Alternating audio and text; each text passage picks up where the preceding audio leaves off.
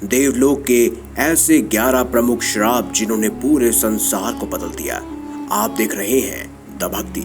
अगर अभी तक आपने हमारे चैनल को सब्सक्राइब नहीं किया तो देर किस बात की, चैनल को अवश्य सब्सक्राइब करें और बेल आइकन जरूर दबाएं ताकि ऐसी ही खास लेटेस्ट अपडेटेड वीडियोस आपको जानने और सुनने को मिलती रहे। हिंदू पौराणिक ग्रंथों में अनेक वरदान और श्रापों का वर्णन मिलता है। जहां तक श्राप का संबंध, जो हर एक के पीछे कोई कहानी और कारण इसका अवश्य मिलता है। वरदानों ने जितना घटनाक्रम को संचालित किया, उससे कहीं ज्यादा श्रापों ने भविष्य में होने वाली घटनाओं को संचालित किया। आज हम आपको बताएंगे ऐसे 11 प्रमुख श्रापों के बारे में और उनके संबंध में ऐसी जानकारी बताएंगे जिनके कारण इतिहास में घटनाक्रमों की श्रृंखला निर्मित हो गई थी। सबसे पहला है नारद जी का भगवान विष्णु को श्राप। शिव पुराण के अनुसार एक बार श्री लक्ष्मी के स्वयंवर में देव ऋषि नारद जी पहुंच गए। क्योंकि वह श्री लक्ष्मी पर मोहित हो गए थे, उसी स्वयंवर में भगवान विष्णु भी पहुंचे, लेकिन उन्होंने देव ऋषि नारद का मुंह अपनी माया से वानर के समान कर दिया। नारद को छोड़कर श्री लक्ष्मी ने श्री विष्णु भगवान का वरण कर लिया। जब नारद मुनि को इस बात का पता चला तो वह भगवान विष्णु पर बहुत क्रोधित हुए और उन्होंने भगवान विष्णु को श्राप दिया कि जिस तरह से तुमने मुझे स्त्री के लिए व्याकुल किया है, उसी प्रकार तुम भी स्त्री विरह का दुख भोगोगे।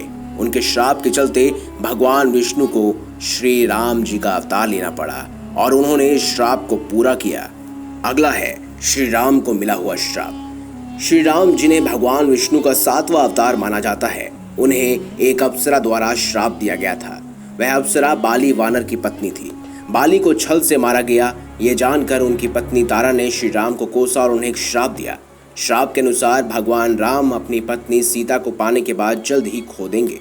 उसने ये भी कहा कि अगले जन्म में उनकी मृत्यु उसी के पति बाली के द्वारा हो जाएगी। अगले जन्म में भगवान विष्णु ने श्री कृष्ण के रूप में जन्म लिया और उनके इस अवतार का अंत एक शिकारी ने किया, जो कि बाली का ही अवतार था। अगला है गांधारी का भगवान श्री कृष्ण को श्राप।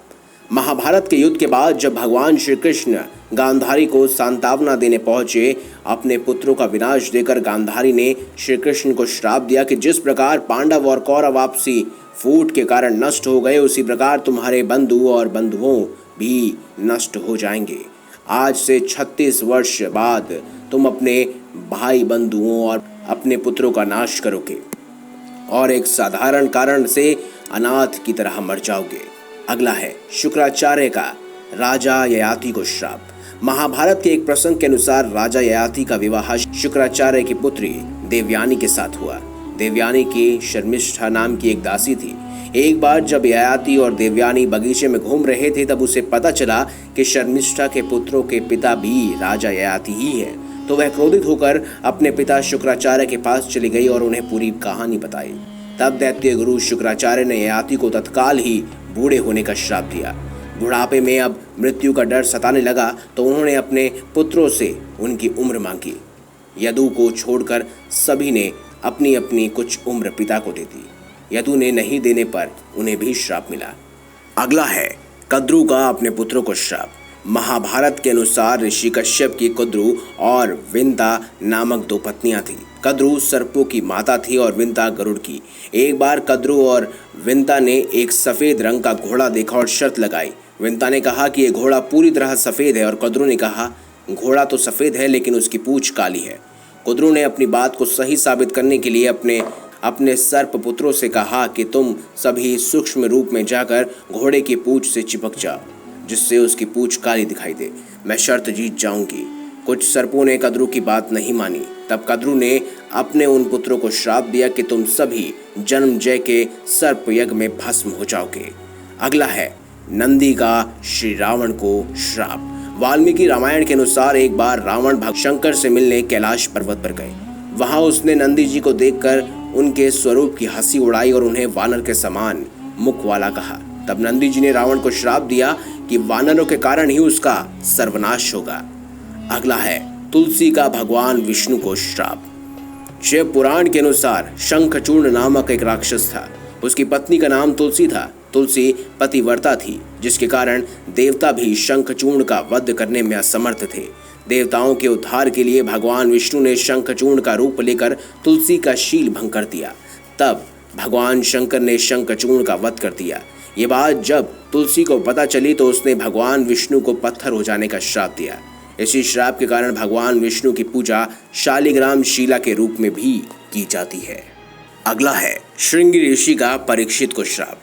पांडवों के स्वर्गारोहण के बाद अभिमन्यु के पुत्र परीक्षित ने शासन किया। उसके राज्य में सभी सुखी और संपन्न थे। एक बार राजा परीक्षित शिकार खेलते खेलते बहुत दूर निकल गए। तब उन्हें वहां पर मौन अवस्था में शामिक नामक के ऋषि दिखाई दिए। राजा परीक्षित ने उनसे बात करनी चाहिए, लेकिन मौन और ध्यान में होने के कारण ऋषि ने कोई जवाब नहीं दिया। ये देखकर परीक्षित बहुत क्रोधित हुए और उन्होंने एक मरा हुआ सांप उठाकर ऋषि के गले में डाल दिया। ये बात जब शामिक ऋषि के पुत्र श्रृंगी को पता चली तो उन्होंने श्राप दिया कि आज से 7 दिन बाद तक्षक नाग राजा परीक्षित को डस लेगा, जिससे उनकी मृत्यु हो जाएगी।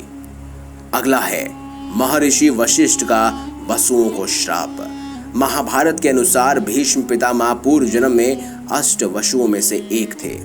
एक बार इन 8 वसुओं ने ऋषि वशिष्ठ की गाय का बलपूर्वक अपहरण कर लिया। तब ऋषि को इस बात का पता चला तो उन्होंने 8 वसुओं को श्राप दिया कि तुम 8 वसुओं को मृत्यु लोक में मानव रूप में जन्म लेना होगा और 8वें वसु को राज, स्त्री आदि सुखों की प्राप्ति नहीं होगी।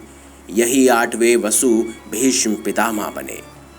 अगला है ब्राह्मण दंपति का राजा दशरथ को श्राप। वाल्मीकि रामायण के अनुसार एक बार जब राजा दशरथ शिकार करने वन में गए हुए थे तो गलती से उन्होंने एक पितृ मात्र भक्त श्रवण कुमार का वध कर दिया। उस श्रवण कुमार के माता पिता अंधे थे। जब उन्हें अपने पुत्र की मृत्यु का समाचार मिला तो उन्होंने राजा दशरथ को श्राप दिया कि जिस प्रकार हम पुत्र वियोग में अपने प्राणों को त्याग कर रहे हैं, उसी प्रकार तुम्हारी मृत्यु भी पुत्र वियोग के कारण ही होगी। अगला है भगवान श्री कृष्ण का अश्वत्थामा को श्राप। महाभारत युद्ध के अंत समय में जब अश्वत्थामा ने धोखे से पांडव पुत्रों का वध कर दिया और उसने अपने एक अस्त्र की दिशा बदलकर अभिमन्यु की पत्नी उत्तरा के गर्भ की ओर उस ब्रह्मास्त्र का रुख मोड़ दिया। ये देखकर भगवान श्री कृष्ण ने अश्वत्थामा को श्राप दिया कि तुम 3000 वर्ष तक इस पृथ्वी पर भटकते रहोगे और किसी भी जगह किसी पुरुष के साथ तुम्हारी बातचीत नहीं हो सकेगी। तुम्हारे शरीर से पीप और लहू की गंध निकलेगी, इसीलिए तुम मनुष्यों के बीच नहीं रह सकोगे। दुर्गम वन में भी तुम सड़े सड़े गल जाओगे। दोस्तों, ये थे देवों के द्वारा ऐसे 11 श्राप जिनका कहीं ना कहीं अनुसरण हुआ और भविष्य में ही इन्हीं गतिविधियों के, इन्हीं श्रापों के कारण नई नई पीढ़ियां संचालित हुई। दोस्तों, आपका क्या मानना है? आप हमें कमेंट बॉक्स में ज़रूर बताएं।